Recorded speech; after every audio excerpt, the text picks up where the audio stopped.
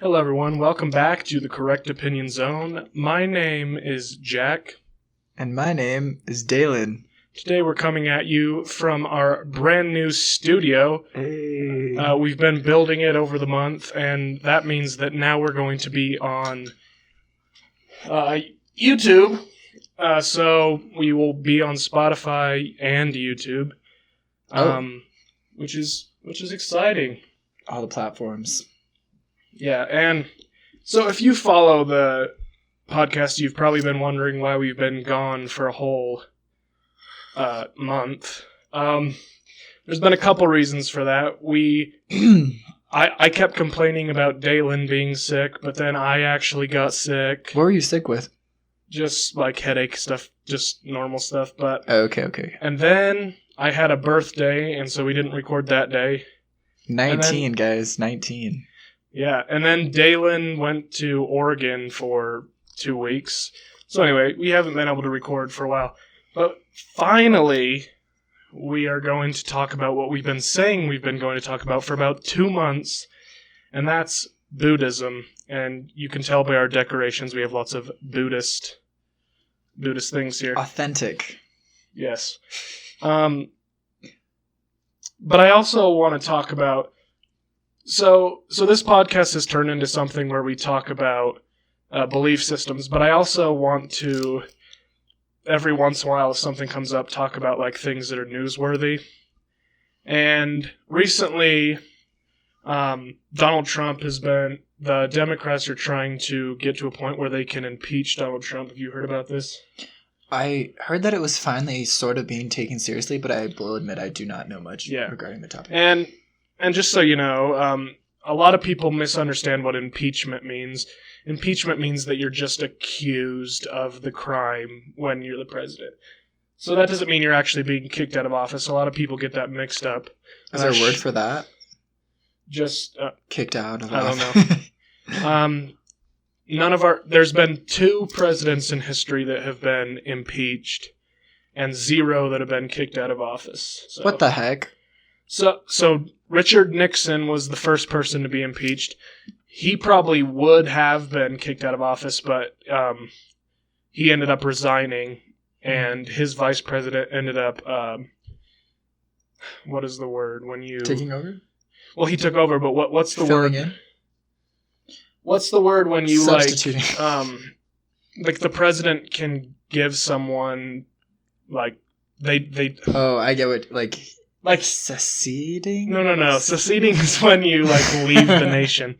Why is my brain, like you give me? the power to them. You, like, can't or, like, over.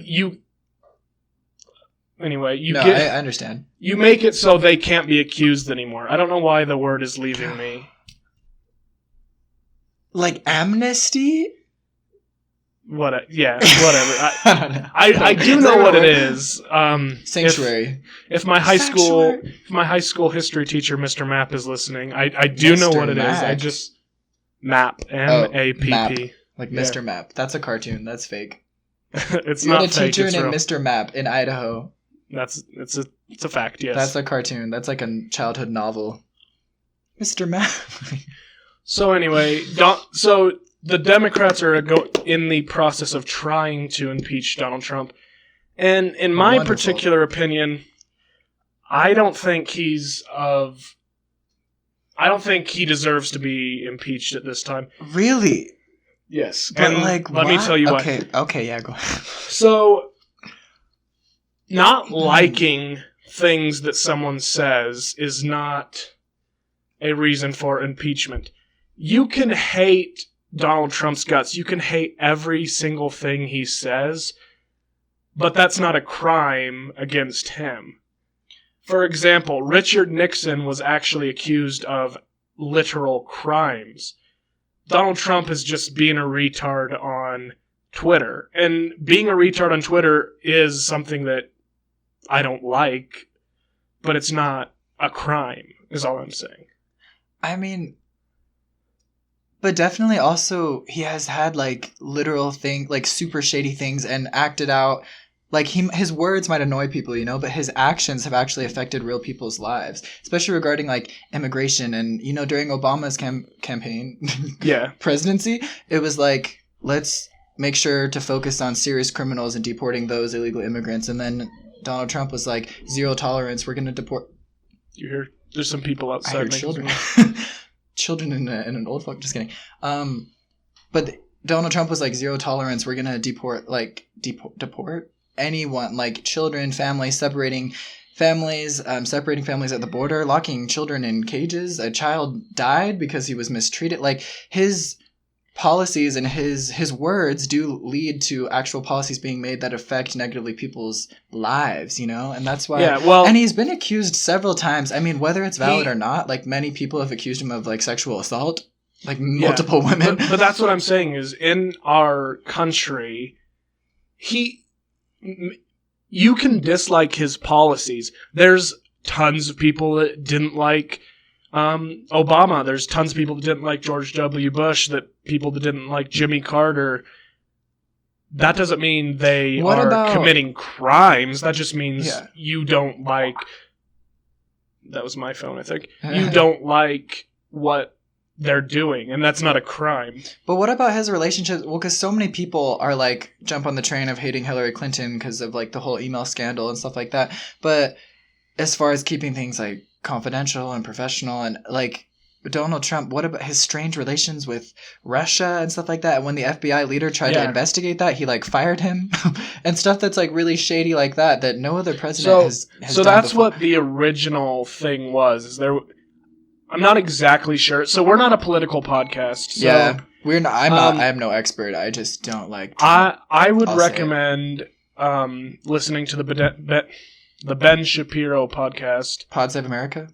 And then there's also a liberal podcast. Do you know Pod Save America? Anyway, yeah. So watch both of those on this topic because that's just not our area of expertise, and these guys have more stuff to say. Yeah, for sure. About this particular topic. My brain literally just left my head. Do you want to keep talking about this? Or... Yeah, I do. Oh, okay. I would just say, well, as far as... But if we're saying like, oh, just because you don't like the way someone acts, just the way because you don't like the things a person says, don't you agree that there should be some level of some standard of how the leader of our nation needs to behave and the things he needs to say? Because as one of the most influential, one of the most powerful leaders in the world, because our country is one of the most, you know, powerful countries in the world, I feel like they should have to have very kind of strict regulations on how they present themselves and how they address different groups of people in America. And I don't think it should be okay for... It's like our standards for Trump have lowered like so much. Like if he does anything somewhat presidential, it's like, oh wow, like this is so good. Like, yeah, he may say a lot of crazy, but look what this thing he did. But like if any other president, I feel like especially if Obama, you know, behaved in one instance is the ways that Trump behaves every day, I feel like people would like attack Obama, you know? And maybe that's because of the kind of racially charged kind of racism in the country. Maybe it's, you know, people being against Democrats, stuff like that. But I think we let the Trump reason do that anything. is Trump says things a lot. And the personality of Obama was he only said something if he thought it through thoroughly. Yeah. So the thing is, if Obama said something that Donald Trump said, you would take it more seriously because you know for a fact that he's been thinking about this for weeks. Mm-hmm. And now he's making a statement. But not that Donald Trump, like I said, I don't think the things he says on Twitter are appropriate. I don't think he should say what he says. But all I'm saying is it's not a crime. And like you said, a president should be held to certain standards, and they are. There are laws, and if he breaks a... What was that sound? Was that your phone? No idea. That could have been maybe... Okay, it doesn't matter. So there are certain laws, and if a president does in fact break those laws, for example, Richard Nixon, who they didn't technically prove him guilty because he was... I still can't think of that word. I can't believe I can't think of it. What was he impeached for, though? I personally, I don't know. So this was a long time ago. I wasn't alive, obviously, but Yeah. so from what I understand, during the re-election, so it was around the same time we're in right now, he was like recording secret meetings and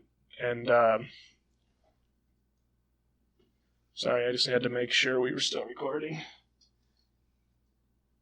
So he was like recording secret things and like basically cheating, and don't take my word for that, because again, not an expert. I don't know everything about the Watergate scandal. That's what they call it. But anyway, he was accused of those crimes. And then Bill Clinton, who had an affair with the woman Monica Lewinsky. The reason that in the White House, right? She worked in the White House. She was his assistant. Yeah, shouldn't that clearly be like conflict of interest, like in any workplace? If you have an affair with like your employee, like so that was the deal. And then he wasn't impeached either, right? Yeah. And the thing is, oh my gosh, it's not technically illegal to cheat on your wife, but if they work for you, yeah. But what was illegal? He got on TV the next day and he said those famous words, "I did not have sexual relations with that woman." That is the bad thing he did. Yeah, like you can't lie. Yeah, you can't lie. Well, politicians lie all the... Well, they bend the truth. You can't just lie straight-faced to the nation of the United States. Yeah, for sure. So anyway, that's just my opinion. Again, I would encourage you to go look up other more knowledgeable people on this topic. And make sure when you do, it's important to see both sides. See the liberal side and the conservative side, because, as you know, things get skewed. Well, yeah, I definitely try. And I think kind of our generation is not so like tribalistic with the different political parties, because we grew up in a time where it was like from Obama to Trump and like such stark differences. We grew up in like the biggest political divide like kind of ever in our nation's history. And because most people I meet, especially, I mean, I meet a few people that are like hardcore Republicans, but most people our age don't even really know, because we don't know enough about what's really going on in the country. We're too young to be really affected by healthcare policy or like stuff that I don't know. Like, what is insurance? How do I pay taxes? I don't know. Like, I don't know these things very like in a very personal way, and so I'm always curious to find out from people though why they love Donald Trump or why they really support him, because then I can hear so many negative things about him, and I understand why people do not like him and why I do not like him. And because the majority of people I know that are my age are more liberal minded, but they're not even necessarily like, oh, I'm a Democrat. It's just they're like, it's not much of like a right, or like they say like it's not really a right or left thing. It's like a right or wrong thing, you know? And yeah, exactly. Yeah, it's about the policies, like, how it affects people. Like I don't consider myself a Democrat or a Republican. Technically, I'm registered as a Democrat just because when you register to vote, you have to pick one or the other. Yeah. That's kind of weird too. You like have to. Yeah, but that doesn't affect my voting.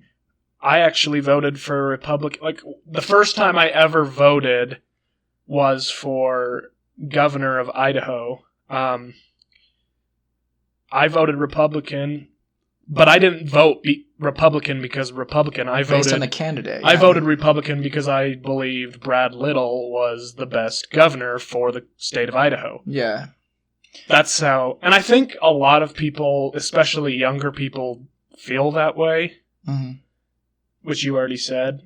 I think so too. Also, just we've literally grown up in a time of endless accessible knowledge right at our fingertips, you know? Yeah. As to whereas if you grew up like where our grandparents grew up or our parents grew up, they grew up in a time where most of the stuff they heard was from their like not like propaganda, but you know, like their friend groups, yeah, and church catered news. Like they watch Fox 13 or they watch like the things that their parents watched, and they can only read what's in the newspaper and stuff. They can't like really go and read everything that there is online and read both sides like thoroughly. They couldn't really examine all of that. But we've grown up where we can just see everything in a much more and it allows it to have a much more neutral perspective, I think.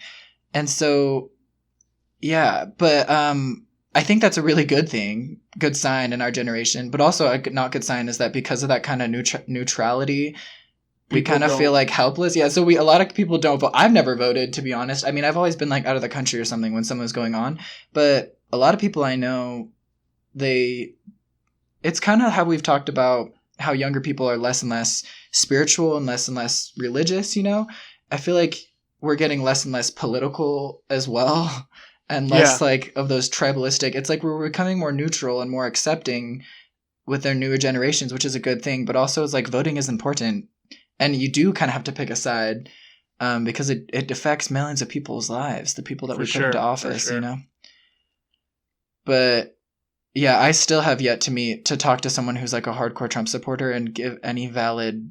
Like, I never seem to hear anything that's like, okay, like, I understand. It's always like, but I don't know. And it's always like white people. Like, not to be racist, but it's always like upper class. The thing that I do find good about Trump is if he says he's going to do something, he's going to do it. Like, even if it's really bad. Even if it's wrong. I still like that about him. There are things that he's done as the president that I like. I like the change that was made. Like, do you have any examples? Like, I genuinely am like, what is one good thing? Like, I don't even. You know, I don't at the moment just because I didn't prepare for that. Yeah, well, yeah, for sure. But and I don't know. But, like, I remember hearing something like, oh, yeah, that's good. I'm glad that happened. I can't think of it off the top of my head, but I know that they exist. Mm-hmm. So, anyway. For sure. So you ready to move on to the beliefs of Buddhism? Yeah. Moral of the story is I hope Trump is impeached. Just kidding. My opinion. That's my opinion. And it's the correct opinion because here we are. Oh, yeah. But I have the opposite opinion, so who's the correct opinion? There are no sides. It's all neutral. It's all correct. Like we were saying, everything is okay. If you look on if you look on the cover for our podcast, it's my face. So that means it's my opinion is correct. So anyway, this is the zone where the correct opinion is given, but the correct opinion comes out of this mouth. I'm in the physical zone, am I not? Yeah. Therefore, if I'm in the zone, just kidding. No. Whatever. Moving on to Buddhism. Let me take a drink real quick. All right. So I made some notes here. Normally, I wouldn't want to use my phone on the podcast, but we're human. My printer is broken, and so I wasn't able to actually print a sheet of paper. You own a printer? Wow. I do own a printer. Jack's life is it's not actually broken. It just doesn't have ink. Like, he is 19, and he has this studio. He has all this technology. He has his own apartment. He's living his best life. I'm homeless. The only thing that could make my life better is if someone wants to sponsor this podcast. Coca-Cola, if you're watching, we'll take a sponsorship. Coca-Cola, Quip, we'll take a sponsorship from Quip. Dollar Shave Club. What the heck all is those. Quip, I'm not going to say what it is because that's a free sponsorship, but it's a toothbrush. To our vast audience. I would agree, probably the best toothbrush. I'll give that to you for free, Quip. Is it manual? You do have a good... It's a vibrating toothbrush. It's very good. You have a Quip? Yeah, it's like all right. I don't know why I said that. I'm sorry. It just came out. It's kind of how you text, not really how you talk. I do text very kind of like hood, even though I'm fully not that in any way. I wish I would. Just kidding. Just before we start. Do you guys see that? Can I get a close up? No. They're like golden flakes that float for an unrealistic amount of time. So it's like a really satisfying snow globe. Mm. Golden snow globe. Anyways, where shall we begin? Let's begin. So, the Four Noble Truths of Buddhism. Do you know what those are? Wait, should we talk about sorry. Should we talk about where Buddhism originated from and? Yeah, if you want to. Do you know where they originated? I mean, I know a few things, like the story of Buddha and stuff like that. Okay. I mean, I've been reading up. I mean, I've had some really cool experiences in my life with Buddhism. I've been to some countries where Buddhism is the primary religion, quote unquote. Some people don't think it's a religion, but and it's interesting how it varies country to country. You know, I've talked about how in my time in India, and It was the first time I really came into contact with devout Buddhism and Buddhist temples and the whole lifestyle that entails like devout Buddhism and everything. But yeah, India, funny enough, the first place where I learned about it, is the actual origin of Buddhism. That's where Buddha was born. His name is actually Siddhartha Gautama. I don't know how to pronounce that correctly, but do you want me to keep going? Or? Yeah, keep going. Oh, okay. So basically, he has a very interesting story, and we're always talking about these different belief systems and how it always starts with, one person becoming enlightened in some sort of way and then gaining disciples and spreading around the world. It's the same with Jesus. It's the same with Muhammad. It's the same. But Buddha was actually a prince. Many people don't know that. He was of like a noble family in a small region of northern India, which is modern day like Nepal kind of area. And basically his birth, there was like a wise ascetic man. I don't know the details, but he knew the king's family, the Buddha's father, and when the child was born, he basically prophesied that, your child like is a very important person who's going to change the world. If he stays here at home, he's gonna become a great monarch, like a great ruler over the land. But if he leaves home, like if he leaves the palace, he's gonna become a really big social social and spiritual influence for the world. Which basically was the prophecy. And so in response, the king was like, apparently he wanted his son to be a great ruler more than a spiritual leader. Apparently, I feel like it's like choosing between like King Tut and like Jesus. Obviously, why would you not choose Jesus if your child? Just kidding. But basically because of that, it's kind of like a what's the word? Rapunzel like story. Like he was locked in the palace like his whole life, and he never wanted his son to experience any pain or anything difficult in life or even see it. And so he basically lived. The Buddha talks about like, because there's actually literal writings of the Buddha himself, and he talks about how he was just like ridiculously pampered, basically, like talking about his life and how he was like carried, how he had different palaces for different seasons that he lived in, and people just waiting on him hand and foot, his whole life. And that's how he grew up, and he lived a ignorantly happy life, kind of like Adam and Eve in the Garden of Eden, like didn't know any suffering but was happy. But he eventually fell in love with a woman. I think he was married at around like 16, like a young age or something like that. Okay. And he had a son actually, and until he was about like late 20s, like 29, he finally was like, you know what, I want to see what's outside. Like, I don't know why it took him that long, but he just had such a sheltered existence that he was like, I really want to see what's out there. And so the king was like, oh no, like we don't want him to leave because then he's not going to become the great king that we want him to be.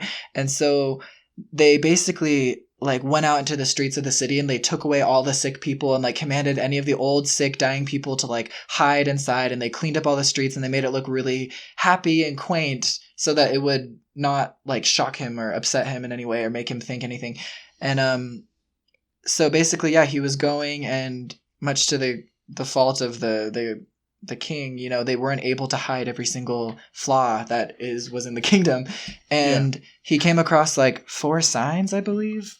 And the first one was he saw Just really... Before you continue, what is that book? This is a really old book. This is a book... I went to Biwi, Hawaii for a bit. I took a world religions class, and it's actually like a Mormon... LDS. It's a Latter-day Saint like commentary on different world religions. And it's not like Mormon doctrine or anything. It's just like talking about the world religions, and it does relate them to the LDS Church, but it also gives a really good history of just the religions themselves. But anyway, that's I just wanted to know what that book was. Oh yeah, for sure. Sorry, I was just gonna look at it. I think I remember, but he came across like these different signs, which I think were actually prophesied that would happen to him. But if the first thing, like, imagine how crazy this would be. He like saw a really strange looking man who had like wrinkles, and he was like hobbling through the street. He'd never seen a really old person before, because he lived just a perfect flawless, ignorant life. And he was like, "What's wrong with that man?" And he asked the chariot guy, and he's like, "Oh, he's old, like he's dying." And he was like, "Wow, like he'd never seen any form of like human suffering before." And so after that, 1 minute, I need to make sure the camera is for recording. sure. You can keep talking. I'm trying to find it, but I wish I was just more prepared for this. But basically, yeah. And then more of the story, it's like he then saw a very sick man that was like dying and shaking in the streets, and he was like, "What's wrong with that man?" And the chariot guy was like, "Oh, well, he's dying, and that happens, and that'll happen to you too. Like that'll happen to everybody you know. Like we're all gonna die." And he was like, "I'm gonna die?" Like he had no idea that life ended. Like he had no concept of anything negative in life. Like he never knew, which I feel like is crazy. I'm like, did he never like trip on the ground as a child? Like did he never like experience any pain or anything? I don't know, but he was shocked to find out that people die, and he was like, everything's so impermanent. And this is all in one chariot ride, and then they come and they find a corpse being carried through the street of a dead body, and he's like, yeah, that's what happens when people die. Like that'll be you. Like and after that, the final sign that he saw was, they call it like a mendicant or a ascetic, like a monk basically. He saw these monks like who were in extreme self-deprivation, because before, predating the Buddha's like ministry, that was kind of the path to enlightenment that was practiced by many, you know, Hindu sects of Hindu monks and stuff like that. And, you know, extreme fasting, extreme surviving like extreme weather conditions, and like extreme postures, and some like hanging from tree, like just kind of crazy things like that of extreme deprivation to achieve like spiritual enlightenment. And so he saw that, and that was the first time he realized like, oh, these people are doing something to overcome the suffering of this world. And so basically, yeah. And when he was inspired by the monks who, you know, left all material things to pursue the spiritual journey of enlightenment and release from the suffering in life. And so he literally, I mean, it's kind of sad. Like he went back to the palace, and in the middle of the night, he like left his wife and child and set off into the world with nothing. And I think he was, yeah, like 29, early 30s. And that's when he set off to pursue his journey, you know? Interesting. I mean, I know more of the story as well, but you can also talk about some, or it's kind of going to lead up to the doctrine of Buddhism, though. Okay, keep going. Okay. Just one question. Yeah. Why is Buddha sometimes depicted as there's like a fat bald man, and then like other times he's depicted as this particular person? Yeah, this is like the traditional like Siddhartha Gautama, like how one second. We actually have a fat Buddha here. Is there someone here? Oh, yeah. I was like, is someone at the door? It's like, why are you answering? Yeah, so there's like the jolly, happy, good luck Buddha. But there's basically, it branched into many different kind of deities and, what's the word? Like, I don't know, figures that kind of represented different things in Buddhism. But also, it goes on, I feel like I have to keep going. Basically, it's like Buddha's ministry eventually helped others to become enlightened, who then became teachers that were highly revered in Buddhism as well. Like Kuan Yin is like that female Buddha that you see a lot. That really, I don't think I have one of her, but she's very famous. And but also there's different sects of Buddhism as well, and so there's certain sects like that are more kind of based in kind of folk magic, and they have way more like deities and stuff like that. But then there are like, I can read about it if you want. But anyways, so Buddha himself, Siddhartha Gautama, the first prince, you know, he went and he stayed with those monks that he saw, and he went through extreme like starvation and fasting and just extreme things from a really long time. I actually have a question. Yeah. What were these monks for? Because like when I think of a monk, I think of a Buddhist monk. Like what did they call themselves? A monk is or you can say an ascetic, or mendicant is another word, or even like yogi. It's like anyone who leaves everything, every material thing, every earthly, worldly thing to just pursue a path of complete devotion to finding enlightenment and spiritual growth. And But, like, did these monks have affiliation to Hinduism? yeah, like they were or- Hindu, because it was all Hindu, like at the time when the Buddha started Okay. in India, you know. And so yeah, the Buddhist monks did not exist yet, so there wasn't that whole like world of that. But Yeah. I'm trying to find a like thing in here if you want to talk about something else. But basically, yeah, he was like with these monks for a really long time, and he was extremely hungry, you know, and he's like starving, and he finally was like, I don't really feel like I'm. Oh, can I actually read this to you? Yeah. Go ahead. Okay, so basically, You don't need to ask. You can just. You're a host of this podcast too. But basically, the thing I love about Buddhism, I mean, it kind of relates to what we were talking about of the kind of rising generation, how we're becoming much more accepting and neutral minded, is the Buddha was like 400 to 500 years before Christ. And he taught a path that, so he was with, you know, he's with these monks like starving in the forest, and he became very weak and frail and was like, I'm not really experiencing this spiritual nirvana. You know, nirvana is supposed to be the escape from all suffering. It's they're kind of their definition of heaven. He was like, I haven't achieved this. Like, I haven't achieved enlightenment. I'm feeling weak, and I don't feel like the answer is in this extreme deprivation. Like, I need to have my body healthy enough to be able to, because like body and spirit, like both are equally important. And so he actually kind of in protest, like ate a bowl of rice, and then he left them. He like left the monks and everything. And then he started to realize that, you know, enlightenment is a balance between both self-denial, self-mastery, you know, deprivation, control, and also pleasure and bliss and indulgence. So it's like that balance is why that the steps to that, finding that balance, and through that balance finding enlightenment is called the Eightfold Middle Path, which was what he established. And it's basically, yeah, it's finding the balance between pleasure and devotion. And through that, he developed that Eightfold Middle Path from the Four Noble Truths, yeah, is what we were talking about. And basically, you know, it's the first one that he learned, that we all learned very early on in life, is that life is suffering. Yep. Like, life sucks. And it will suck for everyone. And no one can escape the reality of that in life, you know? I don't know if there's anything you want to expand on the first one or anything, but yeah, that's the first noble truth. The second one is that, you know, this suffering is a result of craving, or I guess a better word, you know, desire. Like we all, and if you think about it, like if you think of any of your hardships or your troubles, it's because you have attachment to something. And not that is necessarily a bad thing. A lot of people learn about Buddhism. They're like, so does that mean I have to leave my family and my loved ones? And that's what I have to do to be spiritual? No, like that's not. That's, some people choose to pursue that path. But Buddhism really is all about that balance between those two things and what is best and what speaks truth to you. But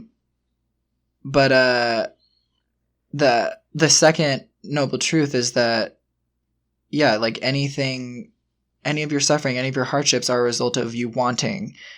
And which I feel like is very true though in a lot of ways, because, you know, it's like, oh, if a loved one dies, you suffer because you want them back. You are attached to them.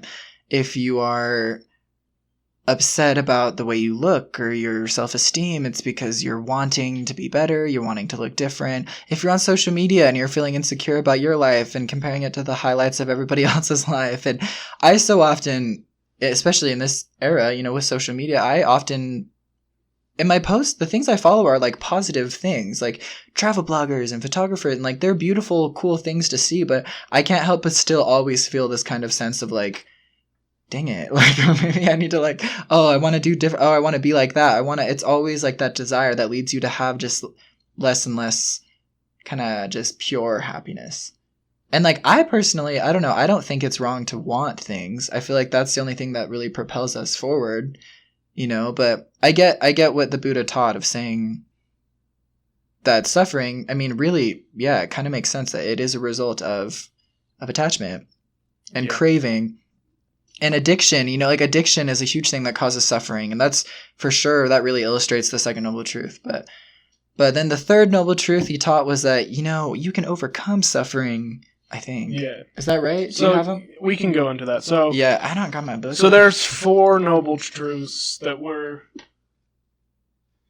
the main things that Buddha taught. And the first one, once again, I don't speak this language. What language is this, by the way? Is this Chinese? What for? What? Like, what was Buddha? What country was he originally? India. I mean, a lot of the things from it. I mean, it's all derived from Sanskrit. I don't know the exact dialect he spoke himself. Okay, well, anyway, so I don't know how to pronounce this. Hopefully, I don't butcher it. But so the first noble truth is the dukkha. That seems right. And basically, that noble truth is that suffering.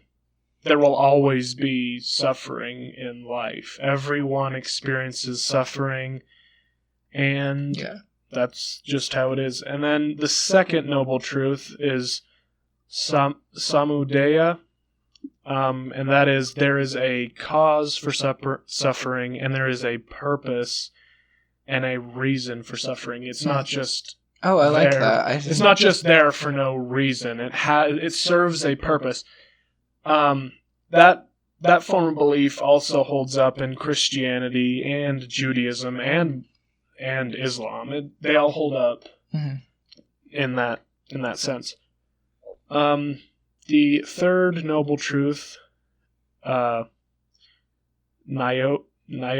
is there is an end to suffering. Suffering won't last forever. There is a time when you'll be liberated to a place called nirvana. You mentioned nirvana. I always thought nirvana, and is nirvana involved with Hinduism as well? Yeah, for sure. Yeah. What do they call that? They call it nirvana, but there's this usually. They do call it nirvana. Yeah, there's this more like.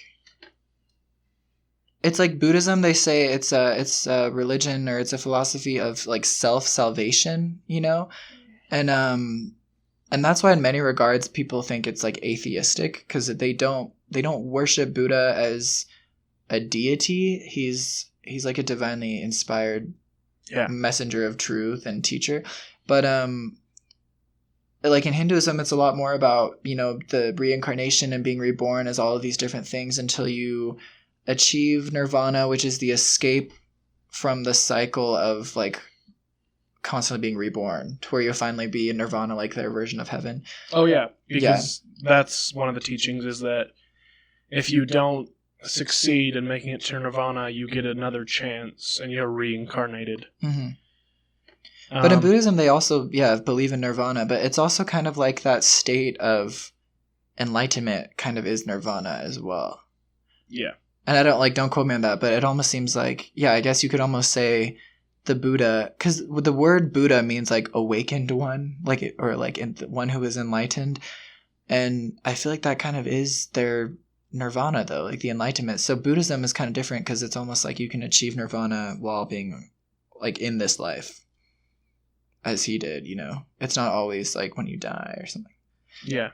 That's my own kind of interpretation. I'm not sure if that's accurate, but yeah. But so then the final noble truth is the Magga, and that truth is that in order to achieve nirvana, you must follow the Eightfold Path. Yeah. And that Eightfold Path is... Do you want me to read about it? I have it here. Do you have it as you well? should. Yeah, you can read about it. So... It's basically, like what I was saying before, of how it's the path of freedom lies between the extremes of both self-indulgence and self-denial. And it's interesting because, I don't think I have an example, but, the Buddhist wheel, It's actually the symbol. Yeah. It's actually on the Indian flag, which is interesting because it's like not a primarily Buddhist country, but it's on the Buddhist flag. But like it has like Indian flag, it has 8 spokes, and I never knew that. But like their 8 spokes represent the 8 steps of the Eightfold Middle Path. Yeah. Mind blowing. So, which are so there's also something called the 5 precepts. I don't know about this. Teach me.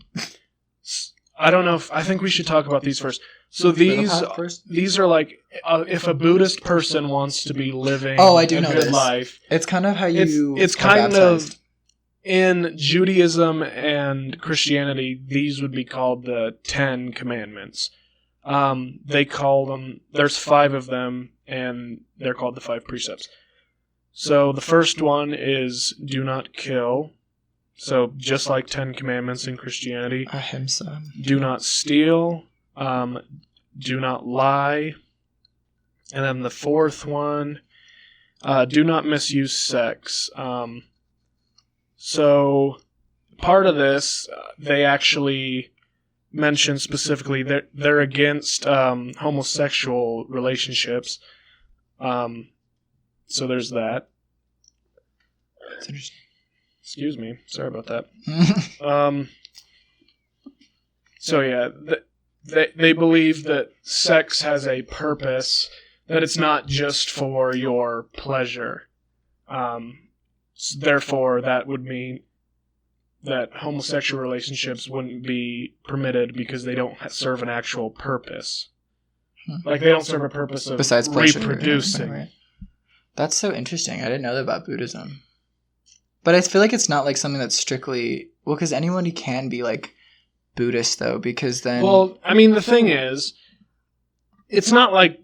Well, because if you're going to be... If you want to like fully pursue Buddhism to the fullest extent, though, you would be like celibate anyways. So, like, to be a monk, like, you wouldn't be having sex with either gender because you'd be celibate. Yeah. Well, the thing is, I think... It's kind of weird that they're most religions are not taught to hate anybody. So, like, the Buddhists don't hate gay people. Like, if I'm a Buddhist, I'm not going to, like, avoid gay people. It's just my belief that that's not for me if I don't want to. But also, sin. yeah, I feel like it's in Buddhism, it's more of like a personal thing. Like, they don't view it as wrong of other people. But like, I've even met people that, or at least that claim to be Hindu or Buddhist, like that are homosexual. I've met people. Yeah. But it's because it's not something that's, they don't have like religious marriage. Like, it's not something that's like ingrained into kind of how it is in Christianity. Because like Buddhism isn't really about like the family and marriage and that family whereas Christianity like really is in so many ways. Exactly, yeah. But Buddhism is just such a personal thing. It's about you. I mean, the Buddha left his family. Like it's literally about your personal journey and finding and towards enlightenment. It's not about like achieving that with anybody else or for anybody else. And also something to note, the United States is really ahead of the game as far as the LGBT movement is concerned. A lot of people, there's still obviously problems, but compared to the rest of the world, I mean, well, yeah, for sure, yeah. America is ahead. In Asian countries, it's really not looked very highly of if you're a homosexual and that's person. the thing too, is like my experience traveling to different countries and stuff like that.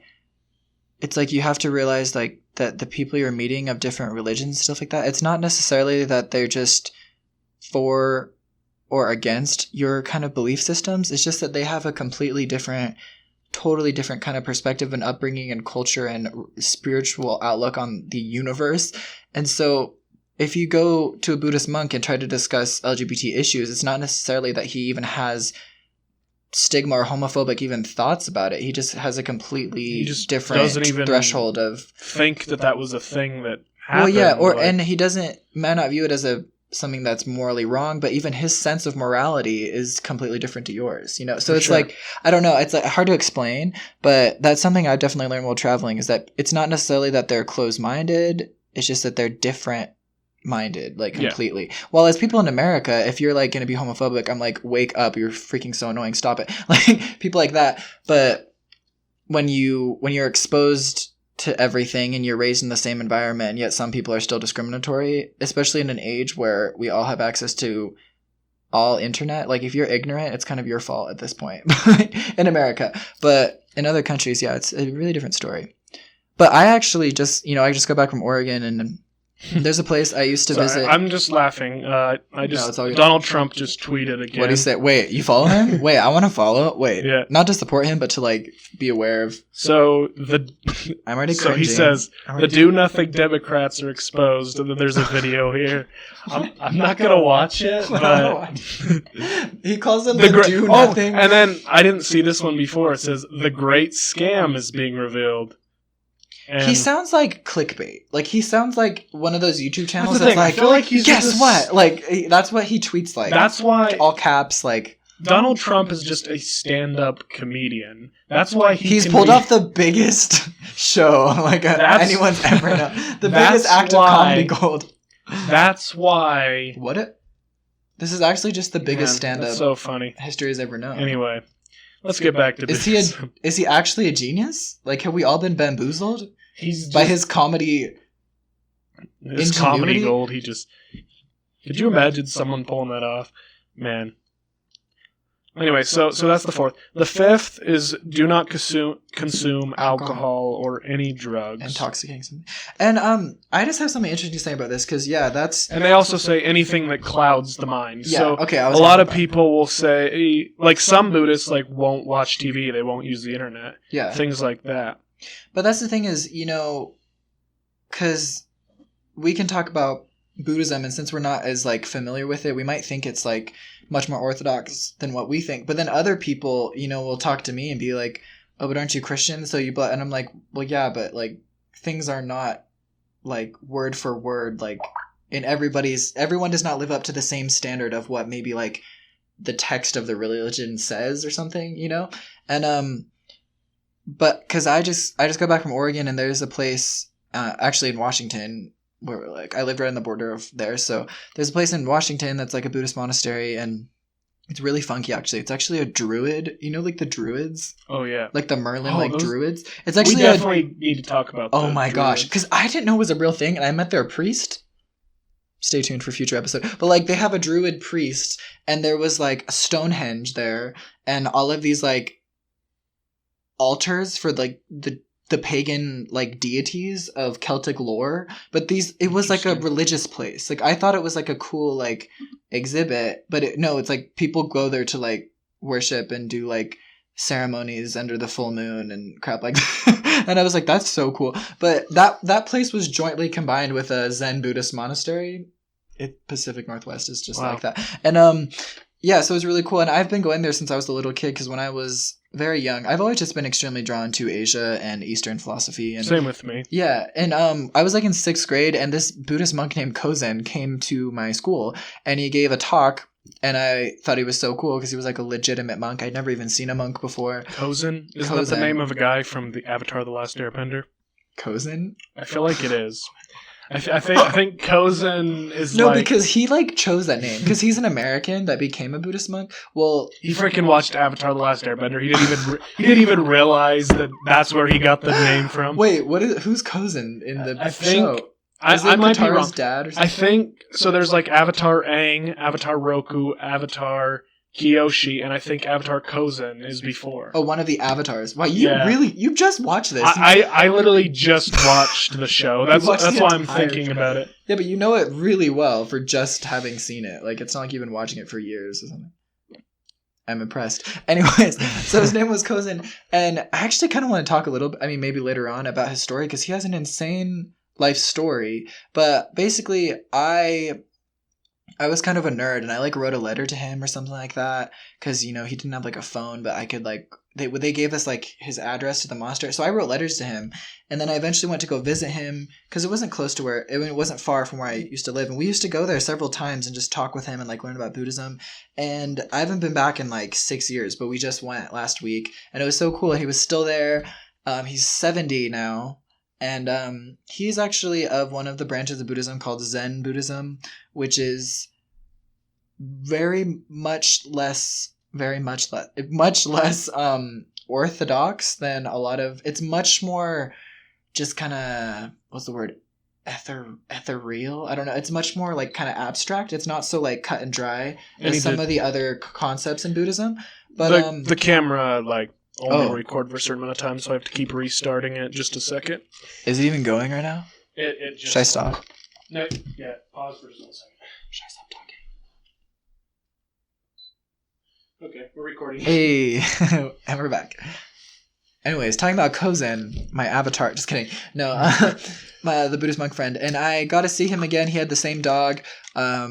He's just such a wise, kind, like old man. But he actually grew up in Guam because his father was stationed there in the military, and so he grew up going all over Asia and the Asia Pacific Rim or whatever as a young child. And I was just talking to him, and I mean, to be honest, like just kind of recently in my life, I've had a lot of kind of questioning of beliefs and traveling and discovering, kind of figuring out what I really believe. And so I was just kind of talking to him about that, and he had a really similar story as a young person and going through kind of a faith crisis. And he actually got on a plane when he was 14, because back in the day you could just do that. Apparently you didn't need parental permission. And he went to Japan and he became a monk at 14. And I was asking him why did he do that? And he'd known about Buddhism for a while, but he was raised Quaker, like the freaking oatmeal. He was raised Quaker. And so I'm learning about Quaker from the Zen Buddhist monk. Quakers? I don't know. We're definitely going to talk about Quakers. Quakers are very, very interesting. But I thought they were Christians. like Amish, but they're not hardcore, like as hardcore as the Amish. And apparently they're super accepting, and they're accepting to all races, all sexual orientations. They're more hardcore in different ways, though. But you can be like gay. You can be a gay Quaker. You can be like black. And any race, anything. I think Quakers, the religion, has evolved over time. And apparently the first settlers of America were like the Quakers, like pilgrims were like Quaker. Which makes sense because they dressed in the hat and stuff like that. The Quakers and the Shakers, yeah. Is that a real thing? I'm not joking. Wait, you're joking. What are the Shakers? The Shakers. You're joking. And the Quakers. I don't believe And the reason they were called the Quakers is because they quake. Yes. No, you're not. Like, they'd get visions from God and fall on the ground and quake. I'm not trying to laugh, but it's so. This is true. I don't want to disrespect their practice, but like they'd speak in tongues and wake on the floor. And then there was another group. Is this true? This is true. Where did you learn this? And there was another group called the Shakers, who were the exact same thing as the Quakers. But they're like, but we're not the Quakers. We're the Shakers. We don't quake. We shake. This is true. I'm not. Okay, but I've never heard of Shakers before. I'm shook. I'm quaking. That's what's so funny is like when I'm ever like very excited, I'll be like, oh, I'm quaking. Like I always say that because people think it's really funny when I'm like, oh, I'm just quaking with excitement, or else they like, oh, I'm so shook. I'm shaking. But that's so funny. I think I need to become a Quaker because I'm always quaking. I'm quaking right now. I'm quaking. Why does that sound like not a real word? No, quaking. I'm quake. I can't. Sorry. Okay, think about this. Earthquake. What does it do? No, yeah, it shakes. It's saying like it's funny to say it in a personal way, like I am quaking. Like I can't stop quaking. It's weird. It sounds like a fake word. And I'm not sure who's older. I'm not sure if the Shakers or the Quakers are older. And those, our dear listeners, were the founders of this great nation, the Quakers. Not that there's anything wrong with the Quakers. We got sick. It's not funny. It's just so. We got some sick granola bars from those guys. We got oatmeal, didn't we? Isn't the oatmeal Quaker Oats? It's a company. It's a brand. Yeah, shout out to the Quakers. I love oatmeal. Okay, so let's talk about more. Sorry. So I was saying the monk was a Quaker, raised a Quaker. Sorry, should I stop? Well, I mean, I guess if you want to continue. No, but he taught me some stuff. But yeah, and he became a monk. So he's been a monk for over 50 years. You know, particularly in Zen Buddhism. But basically, in Buddhism, I guess I'm going all over the place, but Siddhartha Gautama, he left those monks that were extremely like hardcore basically, and said that we need to find the Eightfold Middle Path, and like that's where we find true enlightenment. And then he went to a tree in northern India where he meditated, and he was like, I'm not going to leave until I reach enlightenment. And he did, basically. And I have been to that tree, which is insane. Wow, that's really cool, right? actually. I didn't even like know at the time too. Nobody like spoke English, and I was like, what? And then I later found out, wow, freaking Buddha sat there and became enlightened right there. But yeah, you were there. I know. Why didn't I become? Just kidding. But did you meditate there? Yeah. Sweet. And in many, yeah, and I went to many places where they was said to where Buddha was, and you know, stuff like that.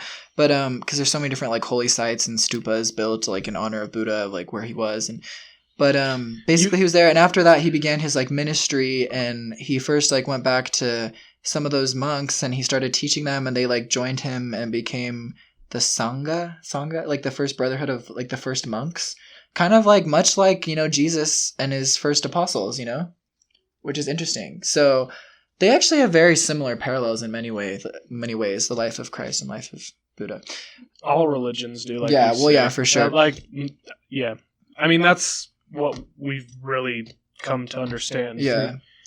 Anyway, keep going. And that's when he began teaching about the Four Noble Truths and the path to enlightenment through the Eightfold Middle Path. And there are 8 steps to that, kind of go in hand with the 5 precepts of Buddhism. But basically it's like if you imagine a wheel with like 8 spokes and like going clockwise, it starts with right views, and then right thought, right speech, right action, right livelihood, right effort, right mindfulness, and right concentration.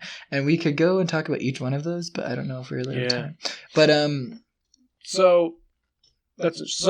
so we were talking about the 5 precepts. So that is for every single person that says they are a Buddhist. Those are things they can do. Oh, and I started talking about Zen, about my friend Kozin, because he told me, I was like, so obviously not everyone who's a Buddhist is a Buddhist monk, you know? And I'm like, but how can I... and that's what I was just about to talk about. Because, so then there's also 5 more additional things to do if you... For monks.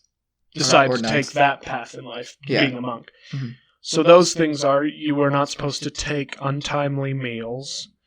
So they don't eat in the afternoon. You're just supposed to eat to survive. You're not just eating because you like eating. And usually the food they get, at least when I was like in Thailand, one of the few things they own is a bowl, and they'll just go walking around getting offerings for food, because they're not supposed to take what is not given.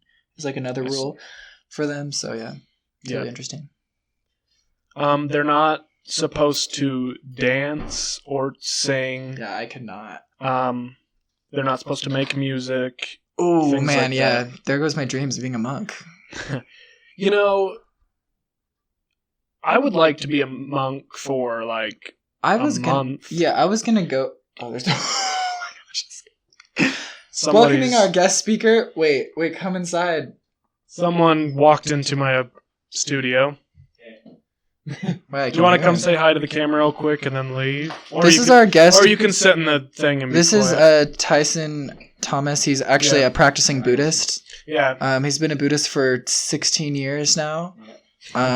We just wanted him to talk about his experience as a... No, actually we don't. No, sit down. I'm kidding. I'm leaving now. Bye. Okay, bye. See you later, brother. He has meditating to do, so... Yeah. So, no music. But, like I said, I wish you could, like... If it was possible, I'd love to document, like, a 10-month period of being a monk. That'd be so cool. We were talking about that because when I went to Thailand, I wanted to become a monk. Like, I was trying really hard. I was like looking everywhere, and I really didn't want to shave my head. But I was like, this could just be such an experience, you know? What if I like become so enlightened that I stay? What if this is my path, you know? Yeah. And I was like going around and keep like trying to find places, but they were always like tourist experience, like, oh, like pay all this money and you'd shave your head and like it was never like a legit thing. And which I thought was kind of dumb.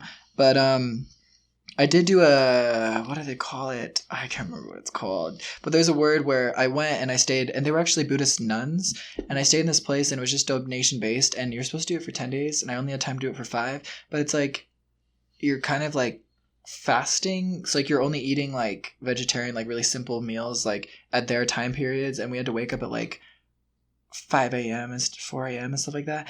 And we didn't speak for 5 days, and I could, it was so hard, like I couldn't, and I did it with a couple people I'd met like traveling, and they stayed for 3 weeks apparently in complete silence, and you're not supposed to like look at anyone or like talk to anyone because it's supposed to just be like completely, yeah. But I did that. I forgot why I was talking about this, but I was just talking about wanting to document being a monk. Oh yeah, but the thing is, it's like you're not allowed to have technology in these things, or even if the monks, sadly. which at the same time though, like maybe we could get a thing set up where we could just have a camera sitting there, like we would never touch it. I feel and we would live stream the whole entire month. Could you imagine that? That'd be fire. Like, it'd be kind of boring though, because like, but it's not like someone's gonna watch for a whole month. Oh, like we could, they just come in and watch. We could like edit it later.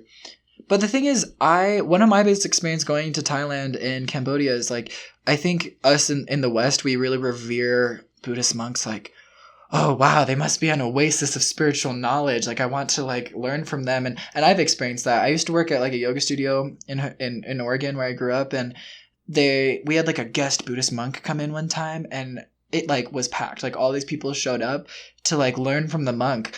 And not to say that many monks are not very wise teachers, but many of them are like our age, like regular people, you know. And but he came and they were asking him these extremely complicated questions about the nature of the universe and like the reality of consciousness, like all these like crazy things. And the monk was just like, I think you just need to not worry about these things and just try to be happy. Like stuff like that. Like those were his answers. And the people were like, thank you so much. Like as if it was like such a deep answer. And I was like, can I get paid to do, like, can I get people to fly me around the world to like, and I just found it funny. I'm going to try to be a monk sometime in my lifetime. No, for sure. We'll go together. For a long time. Yeah. Unless I freaking love it, then I'll do it for the rest of my life. But that's just the point I was trying to make is like when I went there, because, you know, being Buddhist in Thailand is kind of like being Christian in America. It's not like special. It's not different. It's not unique. You're not some holier person because like you're Christian. Like, because the average person you might meet, especially in Utah, you know, is like they're going to be some form of Christian, you know? It's not like you revere them like, oh, wow, like tell me about your spiritual, like, but that's how it is. If you imagine being Buddhist in Thailand, it's just everybody is. And it's not, being a monk is like super common. And they actually believe like in Thailand, like that when their children are monks, like it helps the parents to like go to heaven. Like stuff like, it's kind of a belief like that. Like it's a really honorary thing, even though their kids will leave like as children and be raised in a monastery, basically, you know, being raised a monk. And that's like an honor for them. I mean, it's kind of like Mormons sending their kid on a mission, but I mean, way like times 100, because like it's their whole life, you know. But the first time I got there, I like saw the first monk, and I was like, wow, he's like so cool. And I like kind of stalked him for a bit, and I was like walking down the street, and I like sat at this temple, and I was like, I wanted to like talk to him, but I was like, didn't know if he spoke English. And he pulls out a cigarette and like lights it up and starts smoking, and I'm like, what? It's kind of like killed my vibe. But then I immediately felt like bad for judging him, because I was like, who am I to judge him? Like, just because you're any religion doesn't mean you're like some perfectly embody everything about it and that you're some like enlightened person, you know. I mean, he was breaking the rules. Well, yeah, technically, but like every you're person, not supposed to take any drugs. But just because someone's wearing Mormon garments doesn't mean that you might not catch him drinking coffee or something. You know, it's like he's wearing, but like their form of their religious worship is much more seen to the naked eye, you know, because it's like they are in an orange saffron robe and their head is shaved, like they are obviously a monk. But many other religious people, it's not as intense. But I felt bad. I was like, who am I? I'm like, just, and it's not someone's appearance that makes them spiritual, you know. And it just kind of made me realize, like, just because he's a Buddhist monk doesn't mean that the guy next to me on the bus doesn't have less knowledge than this Buddhist monk, Yeah. And I just had to talk to everybody. And also I just saw them all with phones. Like they all had smartphones. We're always like scrolling on their phones. Monks. Yeah, no, in Thailand a lot. And then I went. Really? No, That's hard to. And then I went in Bangkok. Maybe we freaking can vlog. No, the thing being is, a monk. no, yeah, that's what I'm trying to say is that it's not like a strict religion where like you're seen as unworthy. Like well, many other, you might be you're not to gonna some be, people. Yeah, but you're not going to be like excommunicated, for example, in Buddhism, because it's not like an organized thing like that. And but I went to one of the central monastery, like Buddhist temples in Bangkok, and we went, and there was like a little cafe, and it was just full of like monks in their orange robes, and they're just laughing and playing, like they're friends with each other. They were on their phones, they were taking selfies and stuff, and we were just like, what? Like, that's just not what you imagine, because in America we imagine a mystical man with a bald head and a saffron that robe. never speaks. Yeah, there's just this wise, just a Zen like garden. floating man, on a lotus flower or whatever.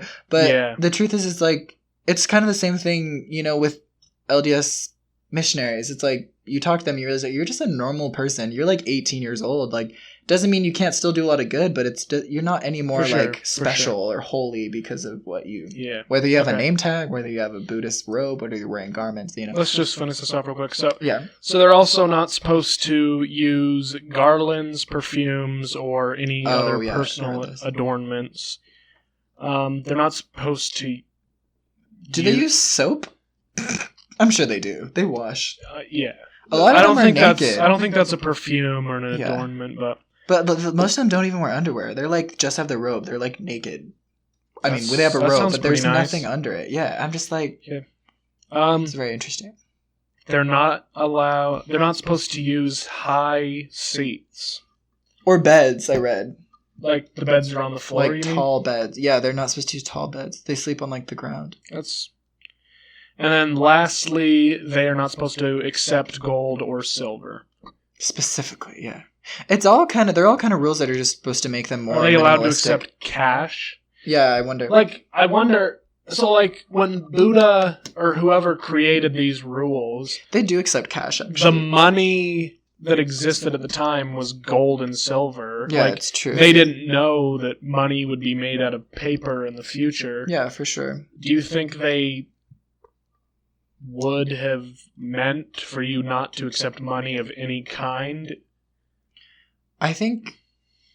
because who the heck carries gold and silver? But gold and silver even back then was like very valuable. It wasn't like the little coins, whatever, that they actually used, I think it was just like extreme riches, like expensive things they're not supposed to accept. Because it's all about living completely a minimalist life of having no attachment, having no greed, so having no possessions, stuff like that. Makes sense that those are rules. But also, the two biggest divisions, I mean, I haven't talked about it yet, but the different sects of Buddhism basically are Theravada Buddhism, which is kind of what was first taught by the Buddha, which was kind of the path of like the monk, of the monastic life and that kind of a little more intense living.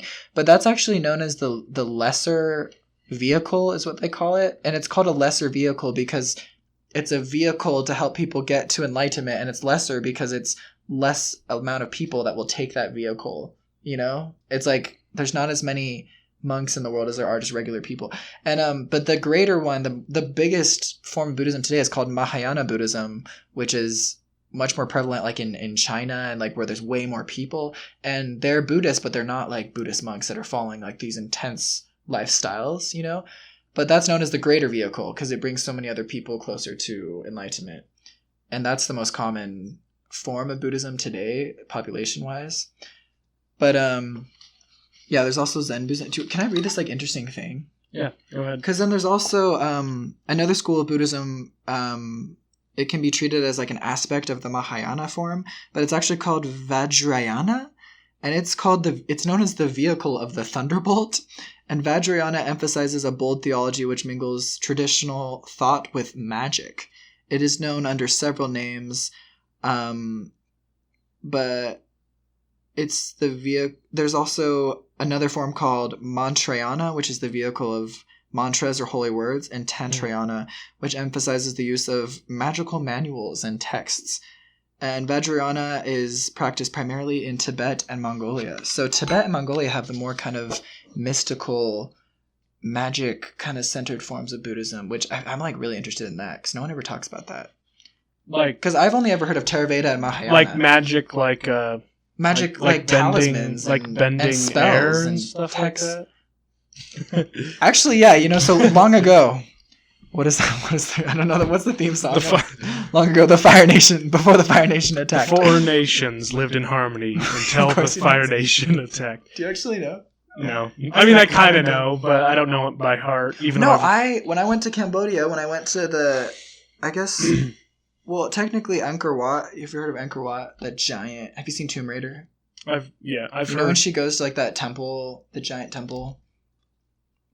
That's Angkor Wat. It's really sick. It's like the biggest religious structure in the world, apparently, which is pretty cool. But it originally was like a Hindu temple because it was like ancient, like it was older than Buddhism.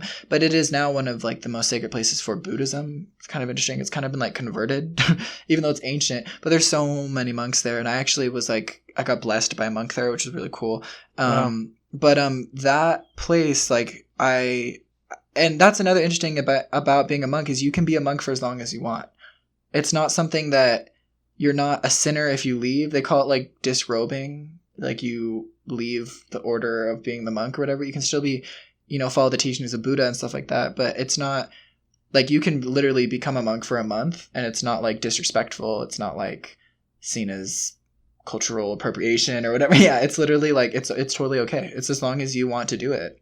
And maybe, the mentality of it maybe shouldn't be like, I'm going to do this for a month. It's more like... For a YouTube video. Yeah, but like if you do it and after a few weeks you're like, I want to leave. Like that's perfectly okay. It's not like it's a dishonor or whatever. Because the guy I met at Angkor Wat, he was now a tour guide and he showed me around and he was like, yeah, I was asking about his life. And he's like, well, I just left the monk. I was a monk for the past like 17 years and I just left. And I was like, oh, wow. Like, is that... He's like... Oh, yeah, many people do it. He's like, my mother got sick and I had to come back and help and work and help her and stuff. And I was like, that is really cool then, because it seems sad that they leave their families, but obviously they apparently are still in contact with them, at least in Cambodia. I don't know. But yeah, and that was like totally normal for him. And I was just asking him, I'm like, so is that kind of crazy to be living like a normal life now after being a monk for 17 years? Because he joined when he was like 17 8. years is a long time. And he was like a child, and so all he's ever really known, all of his adolescence, was extreme like spiritual devotion. And I'm always shocked when I'm walking around, I'm seeing these children, these little boys and these monks, and they're so peaceful and quiet, and they're just praying and meditating and following in the line of the others. And I'm like, how do they get them to behave? Like when I was 8, if someone asked me to sit for 5 minutes, I'd be bouncing around. Like, I don't know how, like it's amazing, like how reverent their youth are when they become monks. I don't know how, I don't know if it's just so ingrained in their culture, like something, maybe their children are just better behaved. I don't know, but I always found that amazing. But this guy, I forgot his name, but he was like reading to me like the different carvings, because it's just intricate carvings everywhere, and it was like a depiction of all these things, and they were like spells. He's like, these are like spells, like these are magical like texts on the walls. And I was like, what do you mean spells? Like, do you believe in that? And he's like, well, yes, like in somewhat, and some types of Buddhism believe in it more, but they were like ancient spells of protection and stuff. And they have tattoos. They have like magical tattoos in Cambodia and in Thailand, and that they would adorn like their spiritual leaders and stuff for protection and stuff like that. And he even told me like, oh, like we didn't use much armor. Like we didn't use like physical armor. We would get magical tattoos to like protect us during like battle. And I was like, that's sick. Like I like never knew. But yeah, it was very interesting. So there's like really mystical, I guess in any religion, there's like mysticism, there's Jewish mysticism, but there's more mystical kind of parts of Buddhism, airbending and all that. So yeah, just kidding. But yeah, but yeah, so that's another, so it's Theravada, lesser vehicle, Mahayana, greater vehicle. Theravada is more of the monk thing. Mahayana is the more common everyday Buddhist type thing. And then Vajrayana is the airbending one. So just kidding. Yeah. You know what I mean? Anyway. So, we're about out of time. Really, what? We're like an hour and 30 minutes already. Time flies when you're discussing enlightenment. Yeah. So, we are now that we have our studio built, We are now actually going to be on a schedule. Every Sunday is when our podcast comes out. The holy day. The Sabbath. Yeah, I mean... It's appropriate. Yeah. We're discussing And Monday is the day that the same podcast comes out on YouTube. It is on the YouTube channel, The Correct Opinion Zone. Actually, not just Correct Opinion Zone on YouTube. C-O-Z. And our video just ended because I think our SD card is full, but that's fine because we can just put the audio over it. So I'm gonna do anyway, an outro afterwards. thank you for tuning in, and we'll see you next should I do the bowl? week. We're gonna leave you with a prayer bowl, so you're gonna feel nice and relaxed. Do you even hear it? I hear it. There we go.